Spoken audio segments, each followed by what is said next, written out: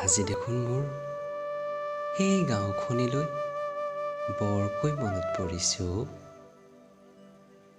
আঘোণৰ যে সেই সোণবৰণীয়া ধানবোৰ ক'ৰবাৰ পৰা যেন আহি মোক হাত পাউলি দি মাতিছে যে নীলবৰণীয়া আকাশখনিৰ তলত সোণগুটি চুপত ব্যস্ত হৈ পৰা আই বোপাই মুখখনি এবাৰ আহি তই চাই যাহি। ৰিপ ৰিপ বতাহজাকৰ সৈতে সকলোৰে লগত যে খোৱা সেই ৰবাব টেঙাৰ সোৱাদবোৰ মোক সেইবোৰে আকৌ গাঁৱলৈ উভতাই নিব বিচাৰিছে। আৰু যে খেৰৰ মেজিত সমনীয়াৰ লগত খেলা সেই ল'ৰা ধেমালিবোৰ আজি মনলৈ আহি নিজকে বৰ অকলশৰীয়া অনুভৱ কৰাই তুলিছে অ'।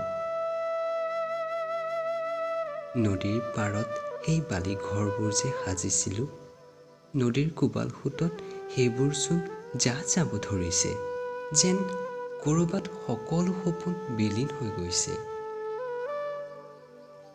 গধূলি অস্ত যোৱা বেলিৰ হালধীয়া পোহৰে মোক গাঁৱৰ সেই অতীতৰ দিনবোৰক মনত পেলাই দি পুনৰ মনটোক ৰঙিল কৰি তুলিব বিচাৰিছে। সেই গধূলি নামঘৰৰ দবাৰ শব্দ যেন ক'ৰবাৰ পৰা আহি মোৰ কাণত বাজি উঠিছে অ'। আৰু সেই দিনবোৰৰ অলেখ বেদনাই মোৰ মনক আকৌ এবাৰ মনত পেলাই দি অশ্ৰুত নয়নেৰে যেন দুচকু ভৰাই তুলিব ধৰিছে।